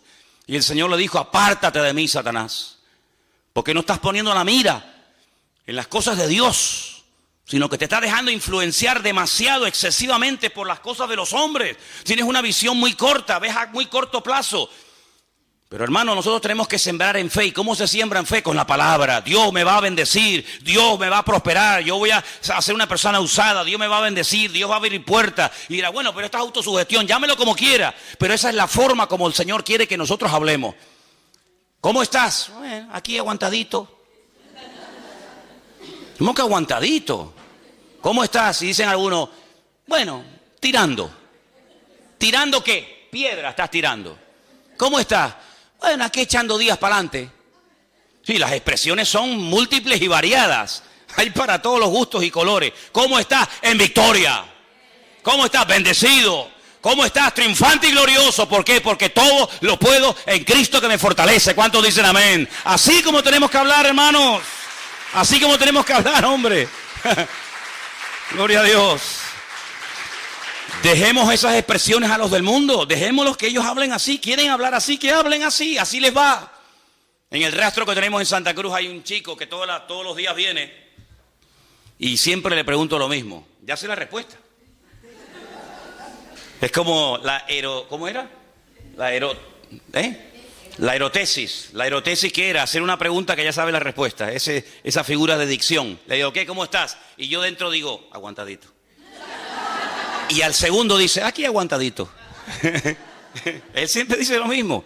Vivíamos en un edificio en Santa Cruz hace años, ahí en la Rambla, y había un portero, el portero del bloque, y decía... ¿qué? No voy a decir el nombre porque a lo mejor lo conocen y vete entonces hay algún familiar del portero aquí, ¿no? Digo, ¿qué? ¿Cómo estamos? Y siempre decía, siempre lo mismo. Así me decía tú. Digo, siempre lo mismo. Nos fuimos del edificio, él sigue viviendo allí y te aseguro que han pasado, no sé, 100 años desde que me fui de allí. Y yo le pregunto hoy a este hombre, ¿cómo está? Y te aseguro que, mira, me juego un brazo de que me diría... Siempre lo mismo. Ya, increíble. ¿Cómo pues? Dios, que me aburro 2 veces haciendo la misma cosa, Dios mío. Yo que siempre tengo que estar haciendo algo, si no me aburro, ¿cómo voy a estar yo en un puesto de trabajo toda la vida? Siempre lo mismo, siempre lo mismo, siempre lo mismo, siempre lo mismo. Tío, qué vida más aburrida tienes, viejo. Qué soso de vida eres, de verdad que no eres atractivo, aparte eres bajito, gordo, feo, encima siempre lo mismo. Ya, no hay por dónde me cogerte, viejo. ¿Me entiendes? El Señor está conmigo, Dios me va a bendecir, el Señor me bendice y tal. Claro que sí, hombre, claro que sí. Y esa es la forma como podemos hablar. Y el enemigo, cuando oye a un tipo hablando así, el enemigo dice, agüita con este, vamos para allá. Porque con este no me meto, claro. ¿Me entiendes? Y eso no tiene nada que ver con la edad, no tiene nada que ver con la cultura. No, es que los suecos somos así, los españoles. No, olvídate de eso, no, ni suecos, ni alemanes, ni vaina. Somos cristianos, somos hijos de Dios. Y como hijos de Dios, el diablo tiene que tenernos miedo a nosotros. Hay creyentes, yo no sé, aquí nosotros porque no nos hemos criado con ese ambiente, pero hay creyentes que cuando les conoces y hablas con ellos de otras congregaciones, sobre todo, pues siempre están, no, es que el diablo, no, es que el enemigo, es que yo digo, pero ¿cómo puedes vivir así? Siempre con miedo. El otro día estábamos poniendo el mural ese, por cierto, échenle un vistazo porque ahí hay fotografías del siglo XVIII. Ahí van a decir, Dios mío, dame discernimiento de espíritu porque no sé quién es este, ¿no? Y entonces resulta de que Juan, ¿dónde está Juan? Ahí está Juan. No sé cómo fue, yo pensaba, ven esos chorretes que hay por ahí del óxido de la canaleta. Pues dice, no, esto es de, como me dijo, del aceite o de no sé qué cosa. Digo, ¿cómo del aceite, Juan? Si esto es de la lluvia que cae arriba y está oxidada la canaleta, hay que cambiarla. Dice, no, esto es aceite. Digo, ¿cómo? Digo, mira Mire lo que hay aquí. Además, fíjate, hace así. Una mano. ¿La ves?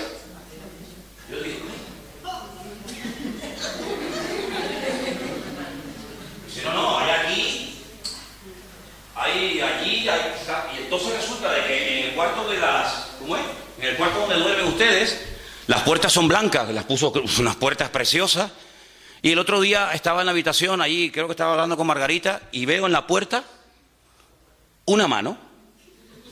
Y yo dije, sin haber sabido todavía la explicación de la vaina esta, yo digo, esto fue uno que tenía la mano hedionda o sucia, perdón. Perdón, ya. Como estamos de retiro, tengo mentalidad de retiro en vez de pastor ahora mismo, ¿no? Y entonces le digo, esto fue uno que tenía la mano sucia y la puse aquí. Y ya me iba yo a buscar un trapo para limpiarle y me dice Juan, dice, no, es que aquí, cuando esto a veces lo prestamos o lo alquilamos a algunas iglesias y entonces resulta que no se les ocurrió otra cosa, por ahí hay más manos, ya verá, ahora van a ver manos por todos lados. Y dice, no, vinieron aquí unos hermanos y no se les ocurre otra cosa que meter las manos en aceite y ponerse por todas las paredes, ungiendo y bendiciendo las paredes. Y yo digo, ungiendo las paredes. ¿Cómo que ungiendo las paredes? Es como si yo voy a tu casa y le digo, hermana, ¿tiene un poquito de aceite de oliva? Sí. Venga a ungirle en la casa y te mancho todo el salón. Hermano, nosotros no podemos tener esas supersticiones.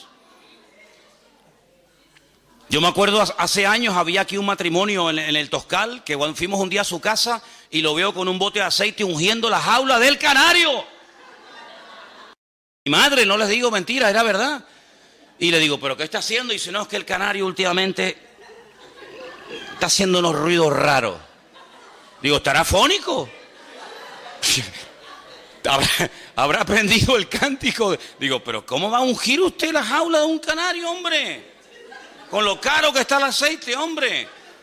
Entonces, hermano, vamos a ver, el aceite en la Biblia se utilizaba todo, pero mire, nosotros tenemos un Dios que nos cuida hasta cuando cerramos los ojos durante la noche. No es prueba evidente que cuando estoy dormido y no me entero de nada, el Señor me está guardando. Dice, el ángel del Señor acampa alrededor de los que le temen y los defiende. Por lo tanto, yo tengo que ir por la vida con la seguridad de que el Señor está a mi lado y que nadie podrá contra mí, a menos que el Señor se lo permita. ¿Y sabe cuándo el enemigo tiene autorización, entre comillas, para atacarme y para zarandearme? Cuando bajo la guardia, cuando estoy en desorden, cuando me enfrío, cuando me aparto del Señor, cuando empiezo a pensar y a hablar tonterías. Pero mientras yo esté hablando correctamente, mientras mi fe y mi mirada esté puesta en el Señor está conmigo como poderoso gigante. Y aunque un ejército acampe contra mí, no temerá mi corazón, porque el Señor es mi luz y mi salvación y no va a pasar nada. Porque esas son las promesas del Señor. Y tenemos que creer en las promesas del Señor, hermanos. Y no tener ningún temor. Hay una historia en la Biblia que yo la he leído y compartido infinidad de veces con ustedes.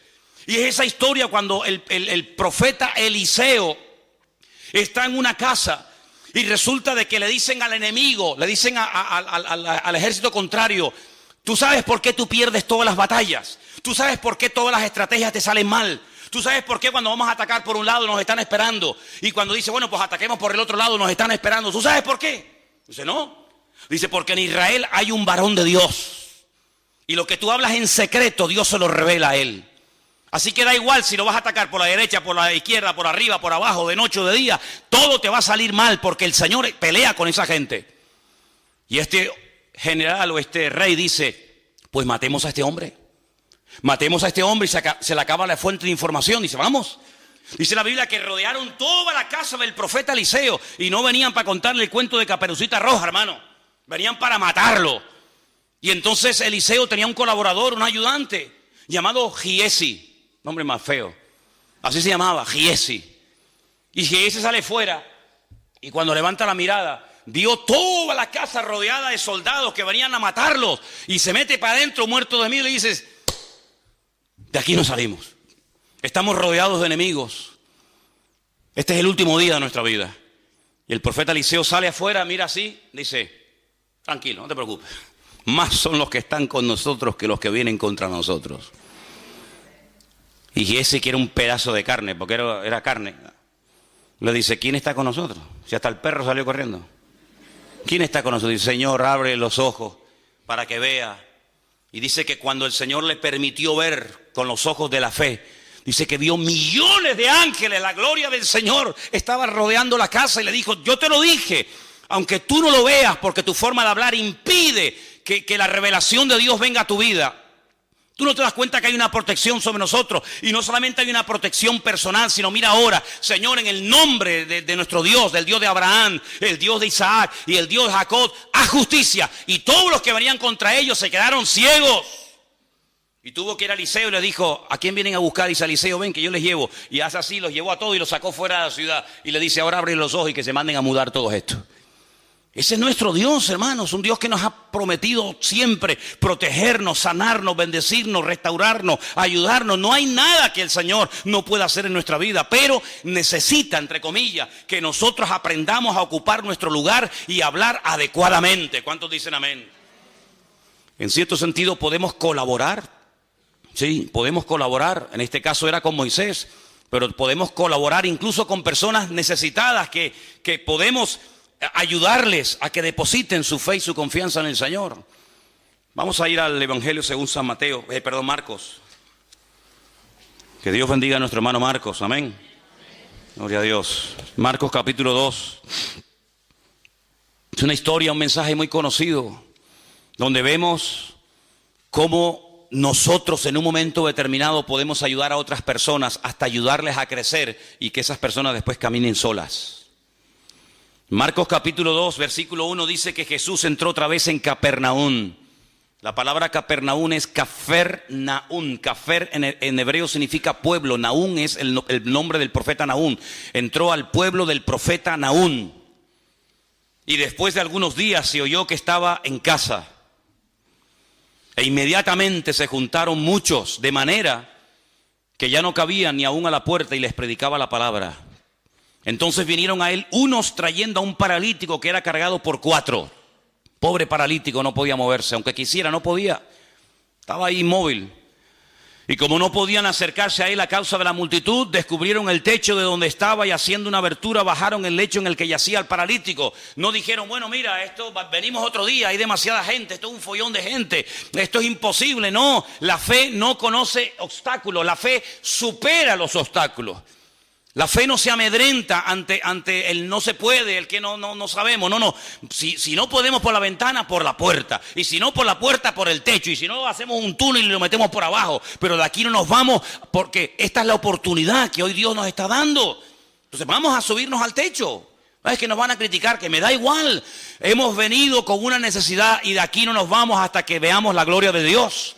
Hemos venido con nuestro amigo, no puede caminar, pobrecito. Venga, vamos a hacer eso. Subieron al techo y ¿sabe lo que dice la Biblia?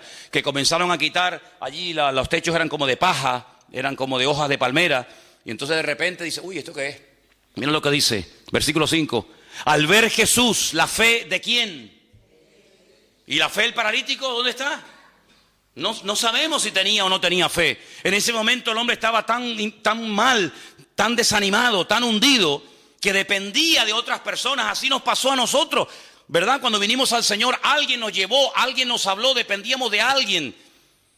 Y este pobre hombre ni siquiera podía caminar, no tenía fe, no tenía ilusión en la vida, no tenía nada. Pero dice Jesús que al ver la fe de ellos, le dijo al paralítico, hijo, tus pecados te son perdonados. Entonces estaban allí sentados algunos de los escribas, los cuales cavilaban en sus corazones y decían, ¿por qué este habla así? Blasfemias dice, ¿quién puede perdonar pecados sino solo Dios? Y conociendo luego Jesús en su espíritu que cavilaban de esta manera dentro de sí mismo, les dijo, ¿por qué caviláis así en vuestros corazones? ¿Qué es más fácil? No dijo que es más difícil, sino que es más fácil. Le dijo al paralítico, ¿tus pecados te son perdonados? O levántate, toma tu lecho y anda. Si yo te pregunto a ti en esta mañana, ¿para ti qué es más fácil? ¿Decirle a una persona, te perdono tus pecados? O decirle al paralítico, levántate, toma tu lecho y camina. ¿Para ti qué sería más fácil? Claro, porque eso no cuesta nada, ¿no? Pero para el Señor no hay nada difícil. Él no emplea la palabra difícil. Dice que es más fácil. ¿Cómo que es más fácil? Sí, para mí es igual. Me da igual resucitar un muerto que calmar una tempestad, que echar fuera 2000 demonios, que levantar a un paralítico, me da igual. Para mí todo es fácil, yo no tengo ningún problema. Lo difícil lo ponen ustedes. Entonces dice la Biblia que le dice al paralítico, más adelante, levántate, toma tu lecho y anda. Y ese hombre que vino cargado por 4 personas, que no dependía de sí mismo, sino de la ayuda externa de otros amigos, se marchó caminando. Entonces eso es lo que ha ocurrido en nuestra vida y eso es lo que tiene que ocurrir. Venimos al Señor con necesidades, venimos al Señor con dudas, venimos al Señor con problemas, con traumas, con ataduras, con lo que tú quieras. Y alguien nos habló del Señor, alguien nos invitó a la iglesia, alguien nos testificó, alguien nos sembró la semilla, la palabra. Y venimos pues así, sin poder movernos, atados con un montón de historias. Pero llega un momento en el que el Señor nos desata, nos libera, nos resucita, nos da vida otra vez y podemos caminar. Y ahora ese ya no tenía que volver a usar la camilla, porque eso fue una parte del pasado. Ahora él iba por las calles diciendo, yo estaba un día paralítico y ahora puedo caminar y puedo ayudar a otras personas. Y eso es lo que tiene que ocurrir en nuestra vida. Darnos cuenta de que a lo mejor tenemos que ayudar a una hermana y decirle, mira hermano, así no se habla, ¿sabes? No, así no se habla, mijo. ¿Cómo te voy a preguntar yo a ti todos los días cómo estás? Y tú dices, aquí aguantadito. No, aquí no se habla así, ¿sabes? Aquí aguantadito no hay nadie. Se tiene que hablar victoriosamente. Ah, vale, aprendido. ¿Y cómo está? Ay, ahí me duele aquí, me duele aquí, me duele allá, me duele por allá. No, yo no te estoy preguntando qué es lo que te duele, te estoy preguntando cómo estás. Ah, perdón. Y aunque te duela, no vamos a contar nuestras tragedias, sino vamos a contar nuestras victorias. Porque las tragedias se quedan en casa, pero las victorias hay que compartirlas. Cuando el Señor tenía problemas, ¿a dónde se iba? A la intimidad, a orar al Padre. Y cuando le llamaban, salía porque lo estaban llamando, no al revés. ¿Te das cuenta? Entonces, amados hermanos, con estas historias, con estos capítulos, estos pasajes que hemos leído en estos días, estamos viendo algo muy importante. El enemigo siempre estará ahí a la puerta, al acecho. Dice, como león. Dicen, en una iglesia de los gitanos que una vez fui, decían, cuidado hermano, porque el león, el diablo está como león crujiente. Crujiente, hermano. Y todo el mundo se ríe. Dice, sí, no se rían, está crujiente. Digo, sí, crujiente estás tú, ¿viste?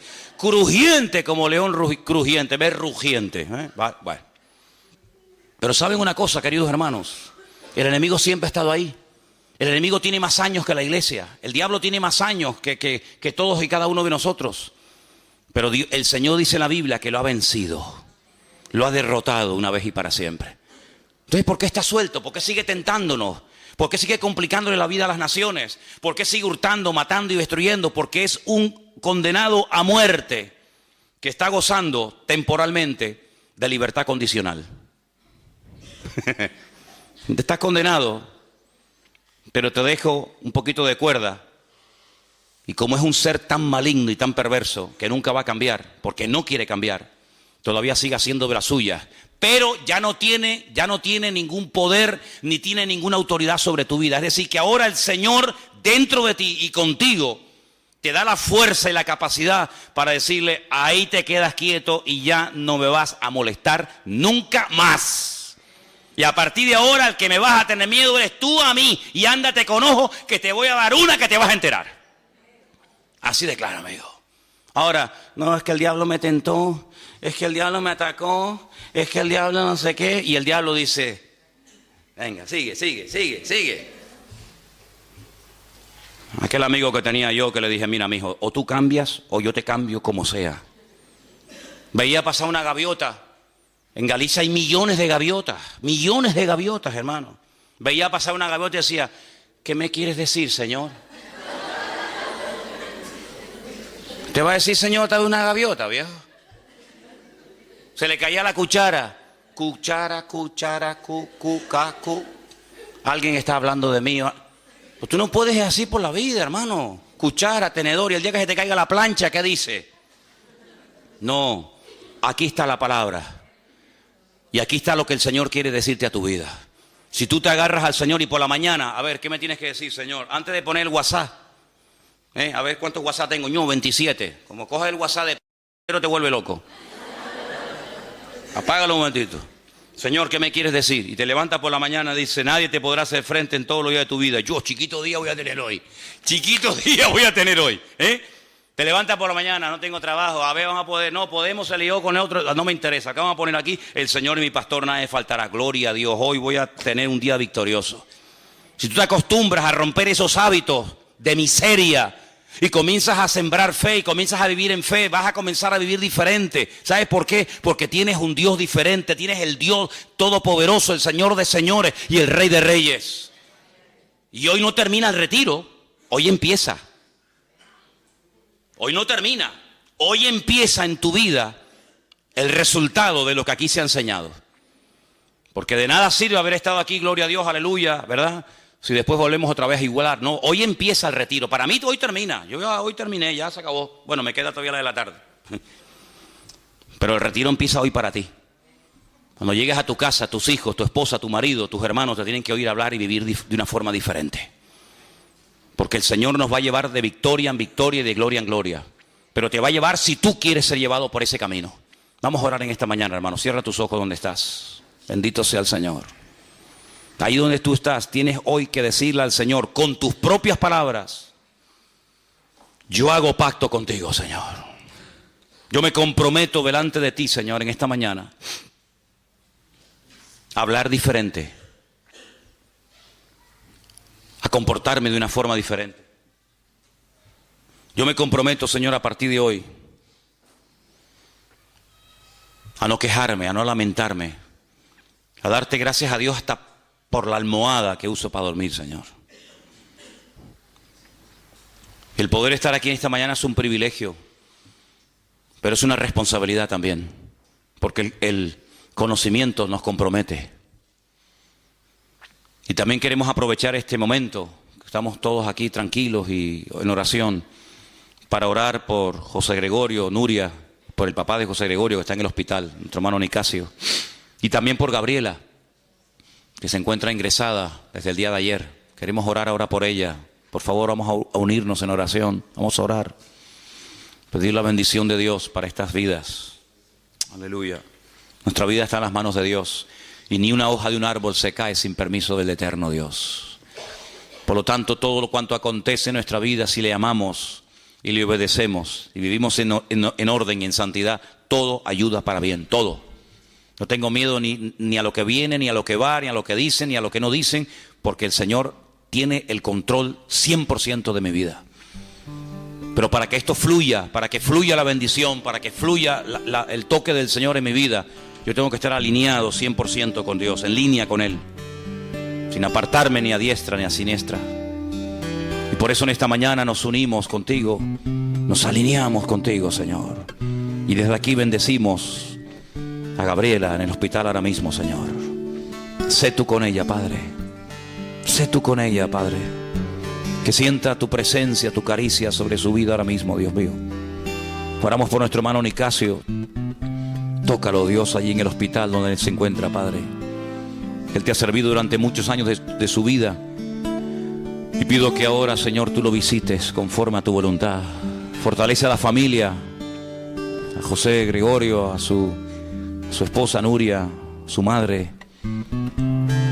Señor, los bendecimos a ellos y sabemos que querían estar con nosotros, las circunstancias lo han impedido, pero todo ayuda para bien, Señor. Aleluya. Y te pedimos, Señor, en esta mañana que cuando nos marchemos de aquí, nunca olvidemos que Amalek está a la puerta acechando, que es un enemigo que no tiene piedad. Es un enemigo que aprovecha la más mínima ocasión para complicarme la existencia. Pero lo hemos desenmascarado. Hemos descubierto que en la frialdad, en el distanciamiento, en la lujuria y en tantas y tantas áreas se siente fuerte. Pero no le vamos a dar lugar porque hemos descubierto que es un enemigo perverso. Hemos descubierto que Satanás se camufla y viene a veces a sembrar a una palabra que nos hace titubear, pero cerramos las puertas en esta mañana, Señor, en el nombre poderoso de Jesús. Cerramos toda conversación, cerramos todo pensamiento, cerramos toda puerta que hayamos abierto en el pasado al pecado, a la mentira, a la lujuria, a la pornografía, a la droga, a la mentira, a la manipulación, al engaño, a la desobediencia. Cerramos toda puerta que nosotros abrimos porque usamos mal el poder de nuestra voluntad. Nuestro ego triunfó sobre la voluntad del Señor. Pero en esta mañana reconocemos que así como abrimos esa puerta, también la podemos cerrar. Cerramos la puerta al miedo, a la superstición. Cerramos la puerta, Dios mío, como dice tu palabra, a la adivinación. Cerramos tu puerta, Dios mío, a ese espíritu de que todo es casual, de que no hay propósito, sentido ni razón. Cerramos toda puerta al enemigo en el nombre de Jesús. Y nos declaramos en esta mañana ese pueblo santo, ese pueblo escogido, ese pueblo llamado y lavado por la sangre de Cristo, para marcar una diferencia en este mundo, Señor. Señor, sabemos que en estos días este lugar ha sido una especie de oasis, donde ha habido palabra, donde ha habido presencia, donde ha habido renuevo.